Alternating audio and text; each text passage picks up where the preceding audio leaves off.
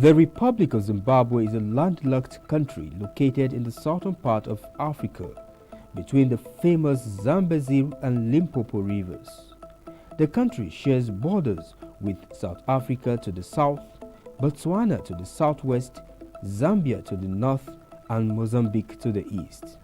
The capital and largest city in Zambia is Harare. The country covers an area of about 390,757 square kilometers, with an estimated population of around 18.48 million people as of 2020.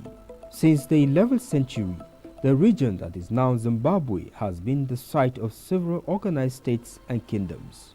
The British South African Company of Cecil Rhodes first demarcated the present territory in 1890 when they conquered the area. The company's rule ended in 1923 with the establishment of Southern Rhodesia as a self-governing British colony. The state endured international isolation and a 15-year guerrilla war with black nationalist forces.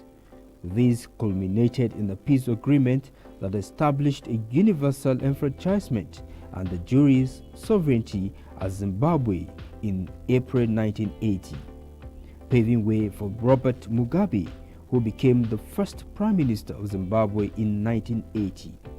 When his ZANU-PF party won the elections following the end of white minority rule, he then became the President of Zimbabwe from 1987.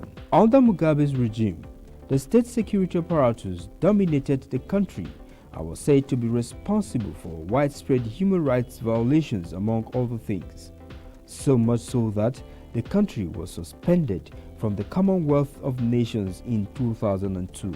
Mugabe was the sole leader of Zimbabwe from 1980 until November 15, 2017, in the wake of a long period of street protests against his government as well as Zimbabwe's rapidly declining economy.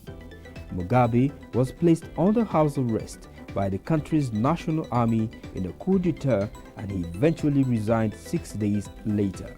Although the agricultural sector declined dramatically in the early 21st century, it is still an important productive sector of the country's economy. It regularly generates about 15% of the gross domestic product (GDP) of the country. More than one half of the total labor force is engaged directly in agricultural activities. The sector is divided into large-scale commercial farming, which occupies about 40% of the total land area and was historically dominated by white farmers, and small-scale farming, which is both commercial and subsistence in nature. Similarly, the mining industry accounts for less than 10% of GDP and provides employment for about 5% of the employed labor force. Its significance in the economy is considerable as a major earner of foreign exchange. Direct mineral exports account for about 1/3 of the total export earnings for the country. Now, there is always something unique or peculiar to a country or her people, and for Zimbabwe, here are some facts about the country you probably do not know. Zimbabwe has the most official languages in the world, with 16 official languages documented. But the main commonly spoken languages in the country are English, Tswana and Ndebele. More than 2/3 of Zimbabweans speak Tswana as their first language, while about 1 out of 6 speak Ndebele. Both Tswana and Ndebele are of Bantu origin. The country is said to be home to the world's largest man-made lake and reservoir by volume, called Lake Kariba. The lake lies at 1,300 kilometers upstream from the Indian Ocean, along the border between Zambia and Zimbabwe. Do you know that Zimbabwe is one of the top 10 producers of tobacco in the world? Yes, but ironically, barely 20% of the country's population consumes cigarettes, meaning that most of the tobacco produced in the country is sold abroad. Like the baobab tree in Madagascar, Zimbabwe has a national flower called the flame lily, so precious that it is listed as a protected plant under the Parks and Wildlife Act. Thus, unlicensed cultivation, harvesting and trading is termed illegal. Also, Zimbabwe has the second largest elephant population in the world after Botswana, with more than 85,000 elephants. Zimbabwe's culture is diverse and rich in customs and traditions which are extremely detailed. The history of Zimbabwe dates back to the Koshan people more than 5,000 years ago. However, these people were absorbed or displaced by the Xhosa and Zulu people. 40 to 50% of Zimbabweans are Christians.